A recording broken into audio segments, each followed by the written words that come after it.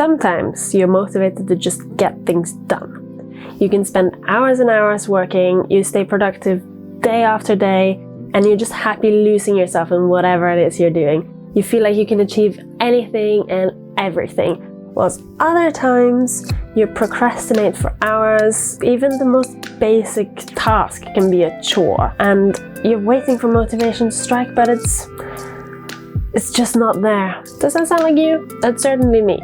But there is one piece of knowledge that has changed everything for me. I gotta say, I'm not an expert or a scientist, but I have consumed my fair share of productivity and self-development books and content over the years. I've tried some systems and techniques, and I've picked up a few things along the way. And today I want to share with you some key knowledge and my best tip for getting things done, even when you don't feel like doing anything. I used to have this perception that motivation was some kind of force that I needed to get things done. Something that would just come over me at random times and get me up and going. And I'd caught on to the fact that I could trigger it, typically by watching something inspiring like a TED Talk, or read a self-development book, or watching some productivity content on YouTube. And yeah, sometimes that would work, but the method was unreliable at best. I clearly didn't understand the science behind it. A lot of times it just became a way of procrastinating in itself, rather than being some magical power that helps you to do stuff. Motivation typically triggers after you've done a task, after you've finished something. Now that sounds kind of backwards and ironically demotivating, but really knowing how motivation works gives you the ability to trigger it as and when you need it, and that is a really powerful skill. So, taking action and achieving something can trigger a feeling of motivation that gives you the momentum to keep going and doing even more tasks. That gives you even more motivation, and that's why you get those waves of productivity. On the other hand, if you keep putting actions off, that can give you a feeling of under-accomplishment that makes it difficult to trigger motivation, and then you need to start relying on willpower. And that gets harder and harder as you keep putting things off. That's when you enter swamps of procrastination. I find that there are two factors that determine how much willpower or motivation you need to tackle a task. One, how daunting the task is, and two, how concise your steps are for dealing with it. Let's illustrate with an example. Let's say that you need to prepare for an exam. You know that there is a certain amount of work that you need to do, and you know you have a limited amount of time to do it. And you know that the longer you procrastinate, the harder it will get and the smaller your chances are of succeeding. Still, you procrastinate. And here are my theories as to why. Preparing for the exam, that is a daunting task. And it's also a really vague description of what you actually need to do. Therefore, you need a lot of motivation and a lot of willpower to take it on. When you see prepare for the exam on your to-do list, that is likely to make you feel overwhelmed and fill you with negative emotions. Feelings of not being able to tackle an enormous task that you have to complete. That's gonna make you stressed. And then you will turn to things that normally remove stress, like Netflix, gaming, knitting, baking, even chores like tidying and cleaning. You are procrastinating. If the problem is the task being too daunting or too vague, then that means we need to break it into smaller and more concise steps. Now, I hear you.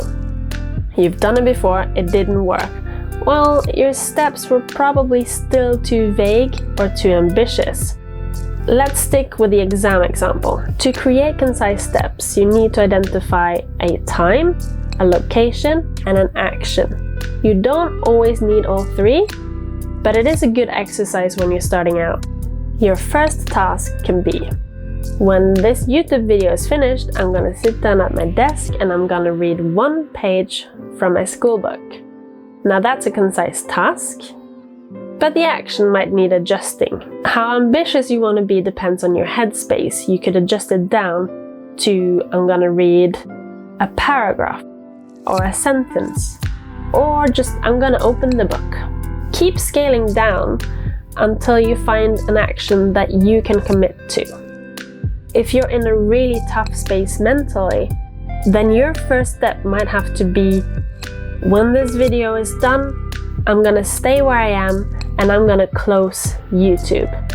That's a really small action, but it is an action that brings you one step closer to studying than if you were just to click on the next video suggestion. So, first you find a step that you can commit to, and only after you've done that first step, you start thinking about the next step, and you try to find another step that you can commit to that brings you closer to your goal. And you keep going for as long as you can manage. And the idea is that these little small achievements will cultivate a feeling of motivation that will keep you going until you have achieved something that you can be proud of. And if not, at least you started a process, and that is something. For this to work, you need to be honest with yourself and commit to every single step that you can manage, even if it feels pointless by itself.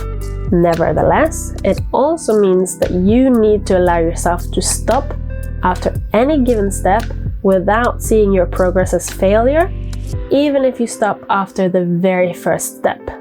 Let's say that your goal is going to the gym in the morning. Your first step is, when the alarm rings in the morning, I'm gonna get out of bed. Of course you can get out of bed. What's keeping you in bed is the idea of everything that comes after. If you just focus on getting out of bed, and you know that you can get back in bed guilt-free, you're much more likely to actually get out of bed. And when you are out of bed, the worst is done. So you're more likely to keep going, get dressed, go out, go to the gym, whatever. But if not, get back into bed and be okay with that, because anything is better than nothing. And one step is a lot more than no steps. And maybe you didn't study today, maybe you didn't end up at the gym, but you did that first step. You achieved something. Don't take that away from yourself. That is not failure. And that tiny achievement, that will give a tiny bit of nourishment to your motivation and your willpower, and that will make you more likely to repeat step 1 again soon, and maybe even step 2 this time.